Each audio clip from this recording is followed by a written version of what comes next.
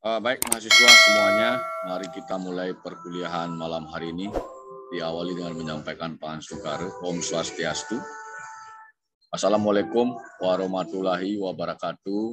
Salam sejahtera untuk kita semua. Salam Namo Buddhaya. Pada malam hari ini, perkuliahan ke-9, kita akan membahas tentang bagaimana mengendalikan, mengawasi, mengevaluasi proyek atau proyek di institusi publik atau pemerintah. Nah, jadi sebelum kita berbicara pengawasan berkaitan pemantauan dan evaluasi proyek, pada pertemuan sebelumnya Pak Agus ingatkan lagi kepada Anda semua, jadi proyek atau kegiatan itu tentunya berawal dari rencana, baik itu rencana jangka panjang, kemudian dia diturunkan dalam bentuk rencana pembangunan jangka menengah, kemudian dia diterjemahkan lagi dalam bentuk rencana kerja tahunan. Jadi rencana kerja pada tahun depan itu direncanakan sekarang. Jadi kegiatan yang ada sekarang berarti sudah ada, kegiatan yang ada tahun ini berarti itu sudah direncanakan pada tahun sebelumnya. Nah, itu yang perlu di-stressing kembali kepada Anda semua.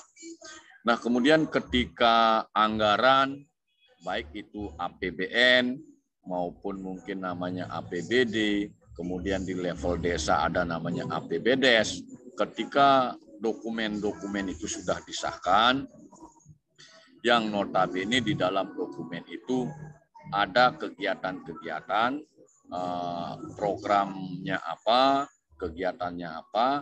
Nah, itulah yang nantinya dilakukan pengawasan, pemantauan, dan evaluasi.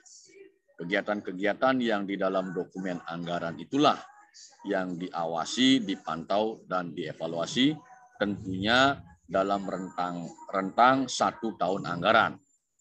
Bisa dipahami, mahasiswa? Bisa dipahami? Bisa, Pak. Oke. Nah, di dalam satu institusi pemerintah, entah itu bentuknya desa, kemudian pemerintah kecamatan, jadi yang level desa itu ada kelurahan, pemerintah kelurahan, kemudian ada kecamatan, kemudian ada pemerintah kabupaten kota, kemudian ada pemerintah provinsi, sampai ke pemerintah pusat, dalam hal ini kementerian-kementerian dan lembaga-lembaga negara. Nah, di semua level itu ada pastinya program-program dan kegiatan-kegiatan sesuai dengan urusannya masing-masing. Nah, program kegiatan itulah yang diawasi setiap tahun anggaran.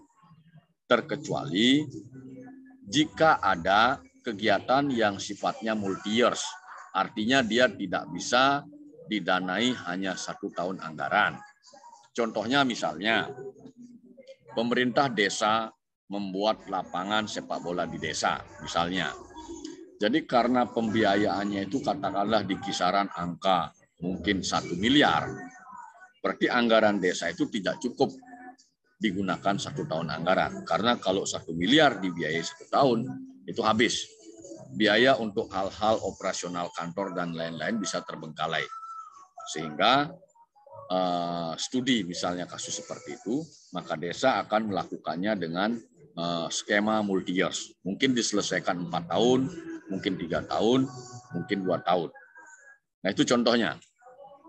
Nah, ketika kita berbicara tentang pemantauan, kemudian monitoring dan evaluasi, pertanyaannya apanya yang dipantau, apanya yang dimonitoring, apanya yang dievaluasi. Tentunya hal yang paling mendasar adalah 1, programnya seperti apa. Kemudian kegiatannya seperti apa. Nah, ini perlu dipantau, dimonitoring, dievaluasi bagaimana rencana program itu dibuat. Bagaimana rencana kegiatan itu dibuat. Kemudian dicek apa goal atau tujuan proyek. Kemudian berapa biaya proyek atau kegiatan. Kemudian outcome apa, manfaat apa yang diperoleh dari program atau kegiatan itu. Ketika kegiatan atau program itu sudah terrealisasi 100%. Nah, ketika kita membicarakan tentang anggaran dan lain sebagainya tadi, maka di sini erat kaitannya dengan apa yang namanya harga perkiraan sendiri. Nah, ke sana dulu Pak Agus saja. Jadi Pak Agus coba tampilkan kepada Anda model HPS. Jadi minggu lalu saya sudah bicara mengatakan bahwa kita coba akan meng-cross check contoh HPS. Bisa Anda baca? Bisa Anda terbaca dari laptop Anda? Bisa, Pak. Baca. Bisa. Oke. Nah, jadi setiap kegiatan di dalam institusi pemerintah, ketika daftar perincian anggarannya itu sudah disahkan, rancangan anggarannya itu sudah disahkan oleh eksekutif bersama legislatif, DPRD di level kabupaten, kota, dan provinsi, DPR di level kementerian, kemudian BPD di level desa. Nah, ketika pagu-pagu anggaran, berapa jumlah slot anggaran satu proyek, yang notabene sebelum pagu itu muncul, anggaran satu kegiatan itu muncul, itu kan tentunya direncanakan terlebih dahulu. Perencanaannya itu tentunya menggunakan yang namanya harga perkiraan sendiri. Nah, apa itu harga perkiraan sendiri? Jadi, harga perkiraan sendiri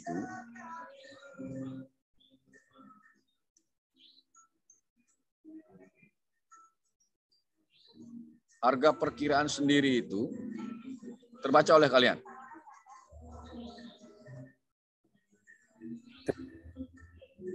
Jadi harga perkiraan sendiri itu bahasa asingnya itu owner estimate. Jadi bagaimana estimasi anggaran yang dibutuhkan untuk menyelesaikan satu kegiatan. Itu yang perlu kalian cermati. Nah, ini disusun biasanya di dalam institusi publik oleh aparatur yang membidanginya. Baik itu melibatkan pengguna anggaran, kemudian pejabat pembuat komitmen, kemudian pejabat pelaksana teknis kegiatan, dan stafnya. Jadi mereka mengelaborasi, mereka merumuskan secara bersama HPS ini. Tetapi yang banyak berperan secara teknis di lapangan adalah pejabat pembuat komitmen, PPK namanya, dan pejabat pelaksana teknis kegiatan. Nah, HPS itu juga melibatkan ahli-ahli yang membidangi. Misalnya kegiatan di urusan pertanian misalnya. Pastinya ini para aparatur itu berkoordinasi atau mencari masukan dari pakar-pakar yang mengetahui tentang pertanian yang berkaitan dengan irigasi misalnya, irigasi pertanian. Nah, itu yang perlu dicermati. Kemudian HPS itu setiap tahun anggaran dalam proses perumusannya, dia mengacu kepada berbagai regulasi berkaitan dengan tata kelola keuangan negara dan tata kelola keuangan daerah. Sesuai dengan urusannya masing-masing. Apakah program kegiatan itu urusan pendidikan, atau dia urusan kesehatan, atau dia urusan permukiman dan perumahan, atau dia mungkin urusan pertanian, atau dia mungkin urusan perikanan. Bisa dipahami? Bisa dipahami mahasiswa? Bisa dipahami? Tolong dijawab. Bisa dipahami? Nah, jadi yang namanya program kegiatan itu kalau di studi di Indonesia berkaitan dengan tata kelola keuangan negara dan keuangan daerah, termasuk keuangan desa, itu tidak kurang ada 50-an urusan yang tersebar di tersebar menjadi beberapa dinas, badan-badan di level daerah, kemudian kementerian-kementerian di level pusat. Jadi tidak kurang ada 50-an lebih urusan-urusan. Begitu banyaknya. Nah, kembali ke HPS, selain dia melibatkan, dirumuskan langsung, artinya yang menjadi tanggung jawab perumusan itu adalah pengguna anggaran, kepala dinas kalau di level kabupaten kota, pejabat pembuat komitmen yang namanya atau setingkat kepala bidang, kemudian kepala seksi atau setingkat yang biasanya menjadi pejabat pelaksana teknis kegiatannya. Dan HPS itu selain melibatkan mereka dan ahli-ahli yang membidangi, juga harus berpatokan pada yang namanya standar biaya masukan.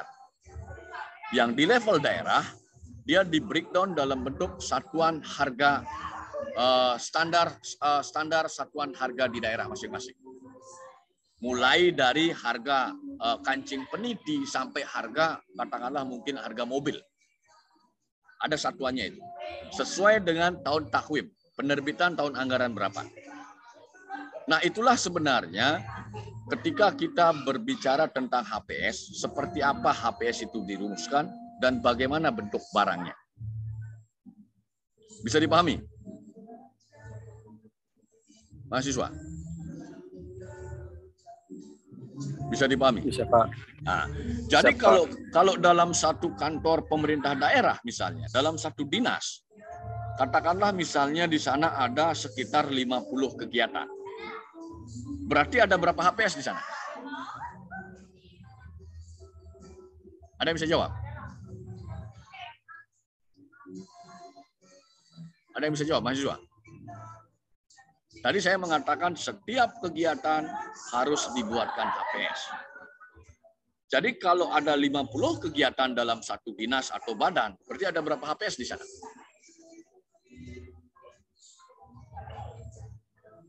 Ada 50 HPS. Bisa dipahami? Nah, karena HPS ini sudah terminologinya harga perkiraan sendiri, barang ini sebenarnya tidak boleh dikonsumsi, tidak boleh diketahui oleh orang lain di luar instansi. Jadi tidak untuk dipublikasikan. Bisa dipahami? Nah, kegunaan dari HPS ini adalah sebagai referensi pada saat proses dilakukan pelelangan kegiatan atau pelelangan kegiatan. Bisa dipahami, mahasiswa? Bisa. Oke. Nah, inilah yang sebenarnya merupakan memiliki hubungan yang kuat HPS ini dengan bagaimana DPA SKPD kegiatan tersebut. RKA daripada kegiatan tersebut. Rencana kegiatan anggaran dari kegiatan tersebut.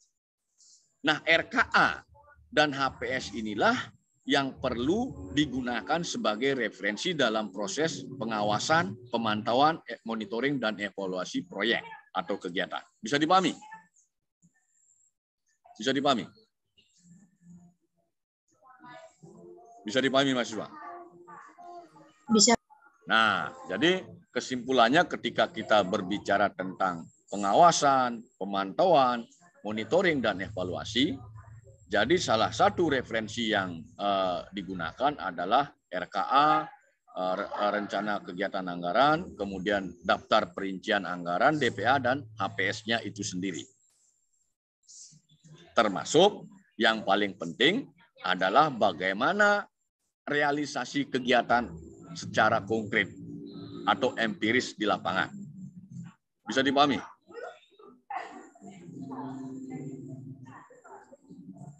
Nah, silakan untuk HPS, bagaimana rinciannya, nanti Pak Agus share di LMS kalian atau di WA grup kalian. Sampai di sini ada yang ingin kalian tanyakan, silakan.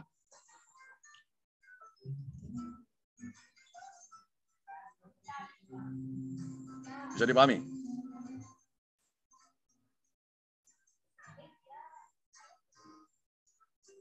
Nah, kemudian ada beberapa hal yang ingin saya sampaikan sebagaimana penyampaian tadi, bahwasanya HPS, rincian HPS sebenarnya tidak untuk dipublikasi. Tetapi kalau nilainya boleh diketahui. Rinciannya itu kan rigid dia, karena ini berkaitan dengan proses pelelangan. Jadi silakan kalian baca di slide prinsip-prinsip dasar HPS ditetapkan oleh pejabat pembuat komitmen. Kemudian HPS dihitung secara keahlian menggunakan data yang dapat dipertanggungjawabkan. Jadi data harga barang di lokasi atau di tempat proyek atau kegiatan itu dilaksanakan. Kemudian HPS telah memperhitungkan keuntungan dan biaya tidak langsung, overhead cost. Kemudian nilai HPS bersifat terbuka dan tidak bersifat rahasia. Nilai HPS totalnya bersifat terbuka. Tetapi rinciannya tidak boleh. Karena di sana ruang untuk melakukan lelang. Kepiawaian rekanan-rekanan itu di sana. Bagaimana dia merumuskan, merinci pembiayaannya. Masing-masing perusahaan pada saat mengajukan penawaran pada saat pelelangan. Kemudian total HPS merupakan hasil perhitungan HPS ditambah pajak pertambahan nilai PPN. Nah ini prinsip-prinsip dasarnya. Jadi kembali ke materi kita, materi pengawasan, pemantauan, monitoring, dan evaluasi. Maka HPS juga merupakan salah satu referensi yang digunakan. Selain itu ada daftar perincian anggaran, kemudian rencana kerja anggaran. Bisa dipahami? Bisa dipahami mahasiswa? Oke. Sampai di sini ada yang ingin kalian tanyakan? Silakan. Silakan. Ada yang ingin bertanya? Kalau belum saya lanjutkan.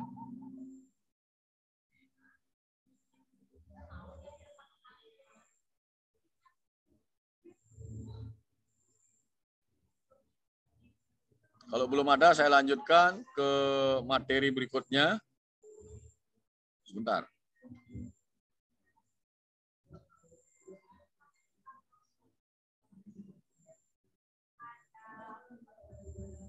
Nah, tadi sudah disinggung bagaimana rencana kegiatan tahunan yang dituangkan dalam dokumen APBN, anggaran pembelanjaan, penerimaan dan belanja negara kalau di level negara atau pemerintah pusat, kemudian bagaimana dokumen APBD induknya di level provinsi dan kabupaten kota, kemudian bagaimana APBDes-nya kalau kita berbicara di pemerintah desa.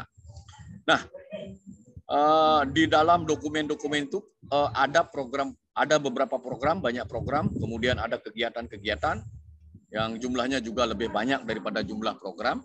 Nah, kemudian kita akan straight langsung bagaimana detail hal yang akan kita awasi atau kita pantau.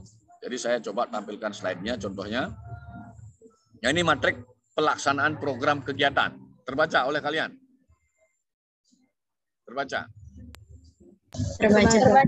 Oke. Ini contoh salah satu matrik pelaksanaan program kegiatan yang biasa digunakan di dalam institusi publik kita di Indonesia dalam proses itu tadi, memantau, mengawasi, monitoring, mengevaluasi program dan kegiatan. Ini contohnya dari sekretariat daerah. Jadi karena sekretariat daerah itu unsur staf dia, bukan unsur pelaksana di lapangan, dia supporting kegiatan bagi kepala daerah. Jadi lebih banyak sebenarnya pekerjaan teknis administrasi di tempat mereka itu sekretariat daerah, di semua daerah di Indonesia tentunya. Nah ini kita baca contoh kegiatannya apa saja. Sebentar.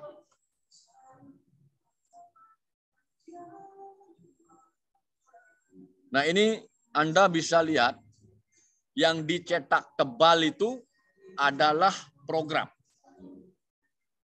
Silakan Anda Pak. Ini sini saya berikan contohnya. Jadi ini di tampilan slide ini ada berapa program yang kalian baca? Silakan. Ada yang bisa jawab? Yang di tampilan slide ada berapa program? 4. Sebagaimana? Ada 4. Oke. Jadi ini 4 program. Ada program pelayanan administrasi perkantoran dengan beberapa kegiatan, ada 10 kegiatan. Bisa Anda pahami? Program pelayanan administrasi perkantoran itu satu program. Program ke-1. Di sana di dalam program itu ada berapa kegiatan? 10 kegiatan. Kemudian program yang kedua ada berapa kegiatan? 3, Pak. 3, oke. Yang program ketiga, program peningkatan kapasitas dan sumber daya aparatur, ada berapa kegiatan? 1, Pak. 1. Hanya 1. Ya. itu berarti Anda sudah paham mana program, mana kegiatan. Nah, itu saya senang ya. Kemudian yang ingin saya katakan kepada Anda, kita kilas balik dulu. Jadi ketika Anda merumuskan program dan kegiatan, itu untuk menjawab apa? Masih ingat penjelasan saya? Menjawab apa? Ada yang bisa jawab? Masih ingat penjelasan saya? Berulang-ulang sekali saya katakan. Program kegiatan yang Anda buat, katakanlah Anda membuat ini. Ini sebenarnya untuk menjawab apa?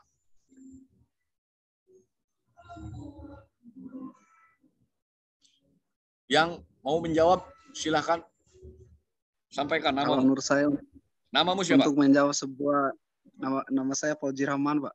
Nah, apa jawabanmu? Ya mungkin jawaban saya mungkin salah sih, Pak. Mungkin untuk menjawab sebuah program kegiatan mungkin, Pak. Belum. Saya sudah berulang. Proyek. Ganti yang lain. Saya berulang kali mengatakan ini pada pertemuan sebelumnya.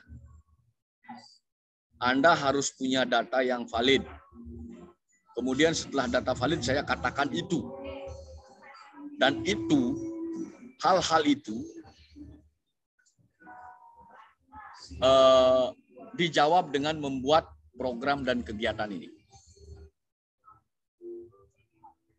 Saya juga menghubungkan dengan skala prioritas. Berulang-ulang kali saya katakan kepada kalian. Jadi program kegiatan ini sebagai apa? Untuk apa? Ayo yang perempuan, Martini. Ada yang bisa jawab? Kalau sampai Anda lupa ini saya karena berulang kali saya katakan kepada Anda semua, Anda jadi pejabat publik besok, ingat fokus sama data. Data ini hal yang sangat penting. Dari data lah Anda akan mampu merumuskan apa tindakan Anda, apa tindakan atau aksi yang akan dilakukan oleh kantor Anda, oleh institusi Anda ketika Anda menjadi pejabat publik. Ayo, dari sekian orang ini ada sudah berapa orang hadir ini kuliah? Perencanaan, Pak. Ya, siapa? Namamu siapa? Mahasiswa? Nama saya Nilo Gede Ayuni Chandra Dewi, MPM belakang 048 kelas pagi, Pak. Ya, kelas pagi. Rahman tadi kelas apa? Sore, Pak. Sore. Ya, langsung. Nilo Gede, apa jawabanmu? Program kegiatan ini sebenarnya apa? Menjawab Untuk apa ini? mengatur perencanaan, Pak.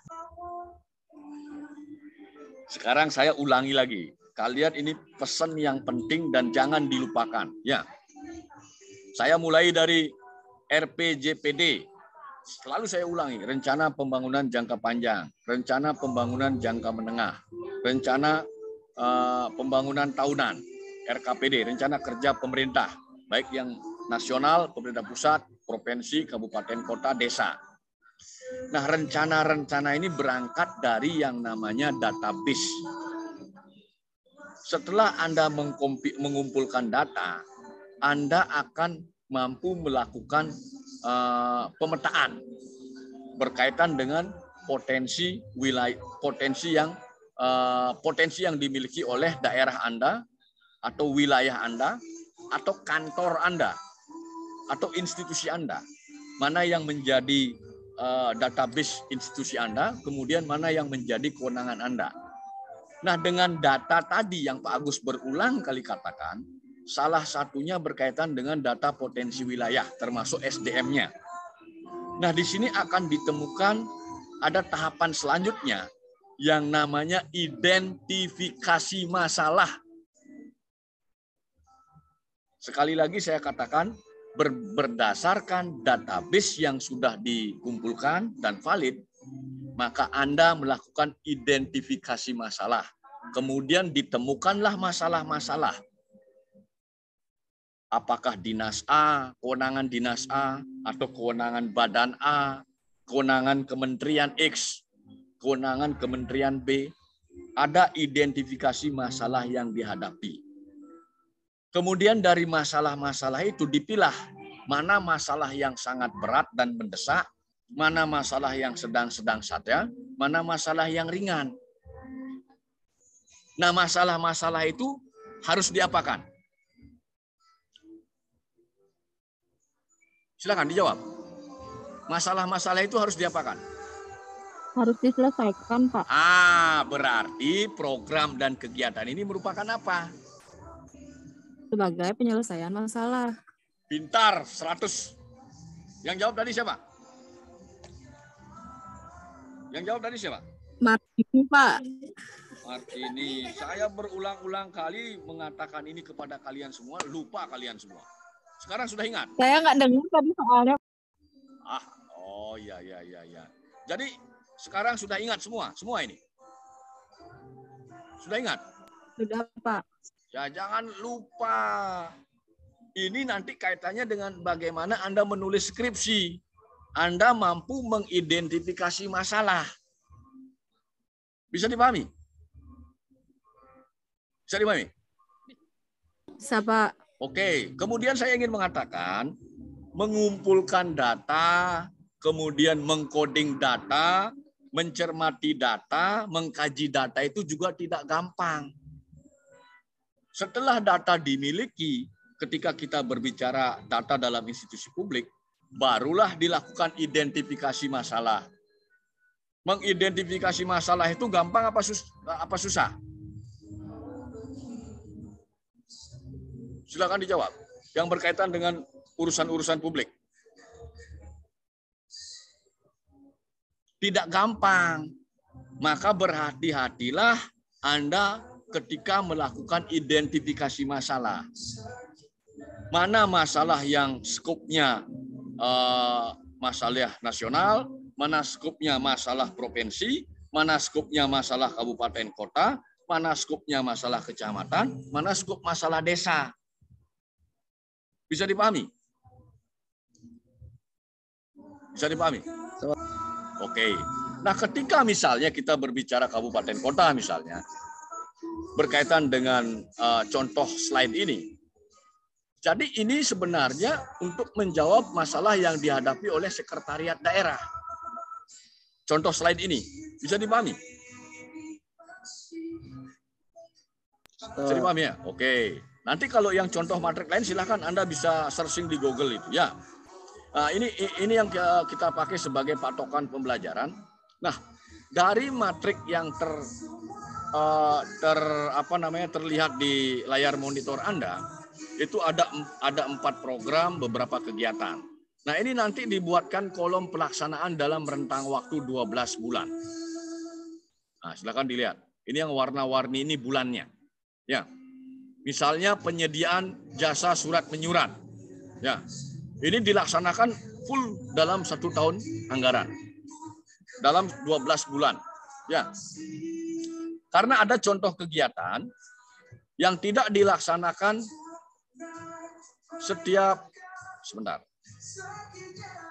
yang tidak dilaksanakan full dalam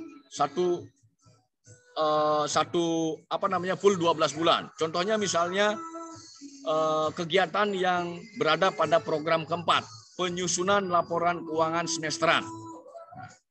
Ini hanya dilaksanakan pada rentang 5 bulan sampai bulan ke-5. Kalau tidak sampai bulan ke-6. Ini berarti pelaporan keuangan pada semester yang sebelumnya. Bisa dipahami? Bisa dipahami mahasiswa? Bisa, Pak. Oke. Jadi artinya yang ingin saya katakan, jadi setiap kegiatan itu tidak mesti dia full 12 bulan. Ada yang tidak 12 bulan. Ya. Jadi kalau yang program 1, karena ini merupakan nafas kantor, secara umum semuanya kegiatannya full 12 bulan. Contohnya misalnya jasa surat menyurat, kemudian jasa penyediaan jasa peralatan dan perlengkapan kantor, kemudian penyediaan jasa administrasi keuangan, dan lain sebagainya di bawahnya ini.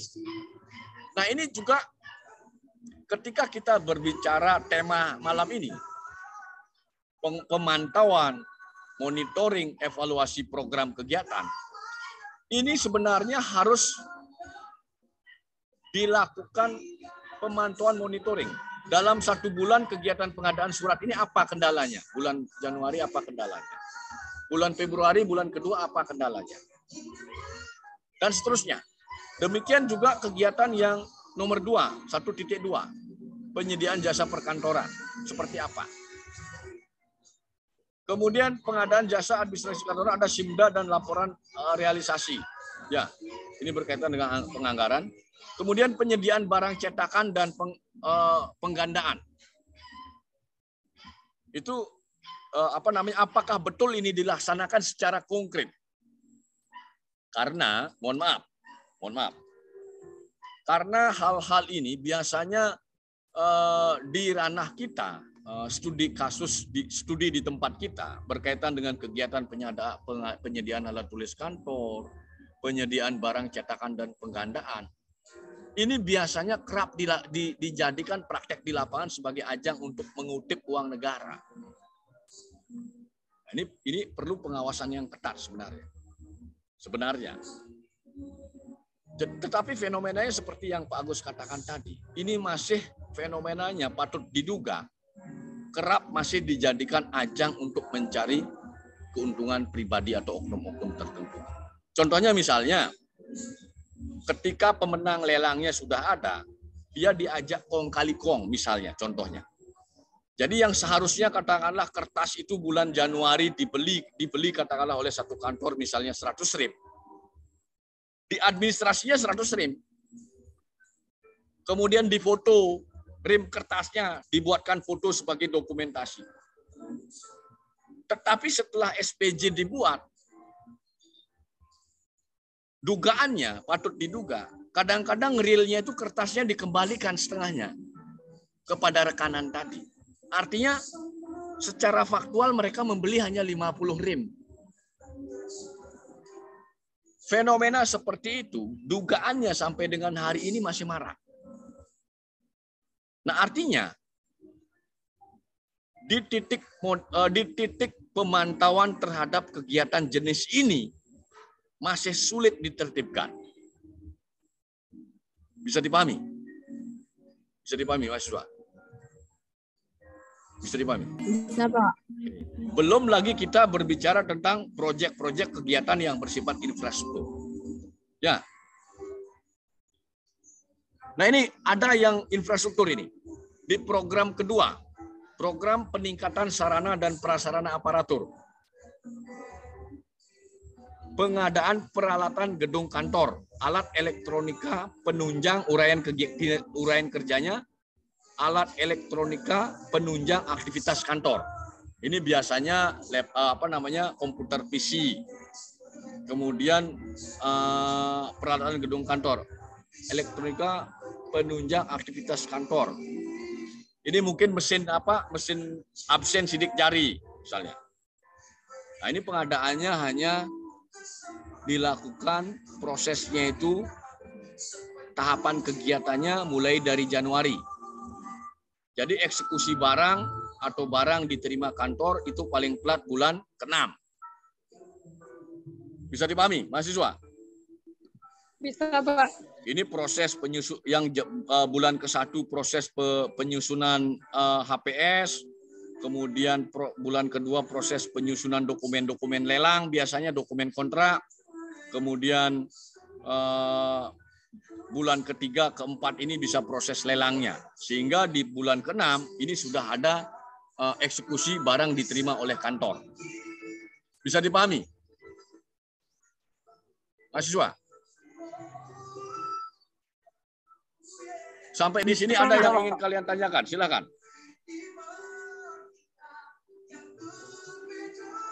Ada yang bertanya? Silakan.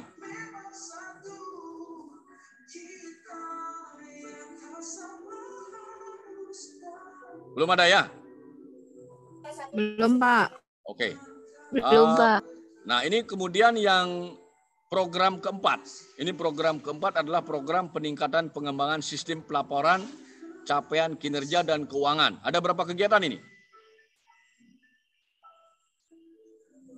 Ada berapa kegiatan? 2. Dua, Pak. Ya.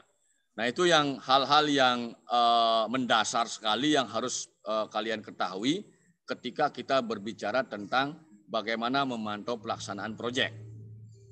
Nah, itu dulu pertemuan kita pada malam hari ini adik-adik. Nanti pada pertemuan minggu depan mungkin akan kita perdalam lagi lebih sedikit berkaitan dengan bagaimana mengawasi kegiatan proyek pemerintah, institusi publik.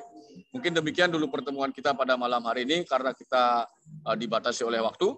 Apabila dalam penyampaian saya tadi ada yang kurang, saya mohon maaf. Akhirnya pertemuan pada malam hari ini saya tutup dengan menyampaikan Pramo Santi. Om Santi, Santi, Santi Om. Assalamualaikum warahmatullahi wabarakatuh. Salam sejahtera untuk kita semua. Salam Namo Buddhaya. Terima kasih.